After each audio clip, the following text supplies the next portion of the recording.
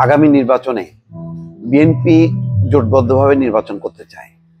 জোটের শরিকদের জন্য কিছু আসন তারা দেবে, এই ব্যাপারে নিশ্চিত। আন্দালি পার্থ ভোলায় তার একটা ব্যাপক প্রভাব আছে। পৈতৃক সূত্রে নাজির রহমান মঞ্জুর ছিলেন জাতীয় পার্টির মহাসচিব, তার পুত্র আন্দালি পার্থ, তিনি বিজেপি চেয়ারম্যান এবং এ ব্যাপারে কোনো সন্দেহ নেই, অত্যন্ত তিনি জনপ্রিয় একজন নেতা এবং টকশোতে একটা পরিচিত মুখ। জাতীয় সংসদে খুব তুখোড় তিনি বক্তব্য দেন। তো তার মতন নেতা তার নিজের নির্বাচনী এলাকায় সংঘাতে জড়িয়েছে বিএনপি নেতা কর্মীরা। কেন? আন্দালি পার্থ বলছে যে তারা একটা বড় নির্বাচনী মিছিল করছিল, তারপরে বিএনপি নেতা কর্মীরা হামলা চালায়। এই ঘটনাকে অত্যন্ত দুঃখজনক বলছে। আমি একটা অন্য চিন্তা ভাবনা করছি, সেটা হলো যে বিএনপি জোটবদ্ধভাবে নির্বাচন করতে চায়, শরিকদের জন্য আসন দিতে চায়। তো নিশ্চয়ই আন্দালি পার্থর কথা তাদের মাথায় আছে। এরকম আরো অনেক গুরুত্বপূর্ণ নেতা যদি নাগরিক ঐক্য করে, তাহলে মাহমুদুর রহমান মান্না, জুনায়েদ সাকির কথা নিশ্চয়ই চিন্তা আছে, নুরুল হক নূরের কথা চিন্তা আছে, এরকম আরো অনেকের, আমি নাম ধরে ধরে সবার কথা বলতে পারবো না। আবার অনেকে আছে যে অনেক ভালো নেতা, বড় নেতা, কিন্তু নির্বাচনে হয়তো জেতার যোগ্যতা নাই, সেক্ষেত্রে হয়তো বিএনপি ভিন্ন চিন্তা করছে। কিন্তু আন্দালি পার্থ তো নিজেই নির্বাচিত হয়েছে, অনেকবার হয়েছে, উনি একজন পরীক্ষিত মানুষ।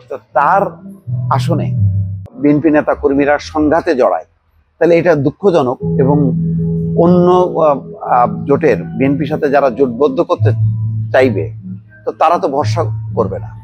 তারা মনে করবে আন্দালি পার্থের যদি অবস্থা এইরকম হয়, তাহলে আমরা তো আরো পিছিয়ে আছি, আমরা তো কখনো নির্বাচিত হইনি, তাহলে আমাদেরকে কি মানে প্রার্থিতা নিশ্চিত করবে? আর নিশ্চিত করলেও মানে আমাদের পক্ষে বিএনপি নেতা কর্মীরা কি মানে চেষ্টা করবে জয়যুক্ত করার জন্য? এই সন্দেহ বিশ্বাসগুলো কিন্তু দানা বাঁধবে। সুতরাং ওই দিক থেকে আমি এটাকে গুরুত্বপূর্ণ মনে করি যে আন্দালি পার্থ যদি তার নিজের নির্বাচনী এলাকায় চ্যালেঞ্জের মুখে পড়ে বিএনপি নেতা কর্মীদের হাতে, তাহলে অন্য জায়গার অবস্থাটা কি? এমনিতেই বলা হচ্ছে যে সব জায়গায় বিএনপির একাধিক প্রার্থী আছে, সেখানেই তারা মিনিমাইজ করা কষ্ট হবে।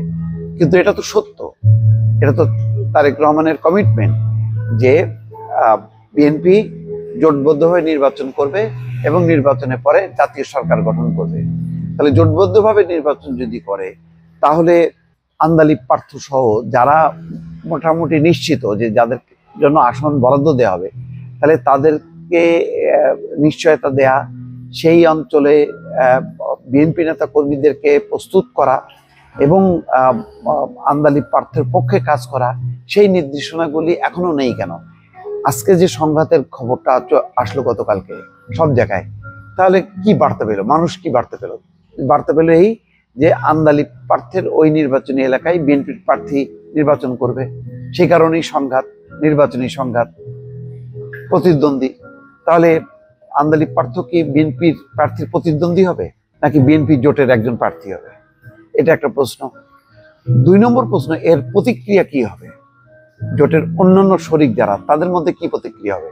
তাহলে সব জায়গায় তো জোটের যারা শরিক, গুরুত্বপূর্ণ যারা প্রার্থী হবেন, তারা তো চ্যালেঞ্জের মুখে পড়বে।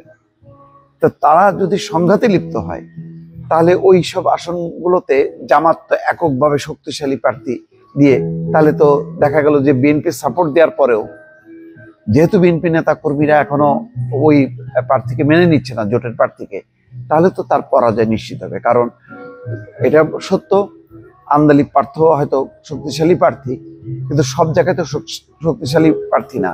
ওই প্রার্থীরা তো নির্ভর করবে বিএনপি নেতা কর্মীদের উপর।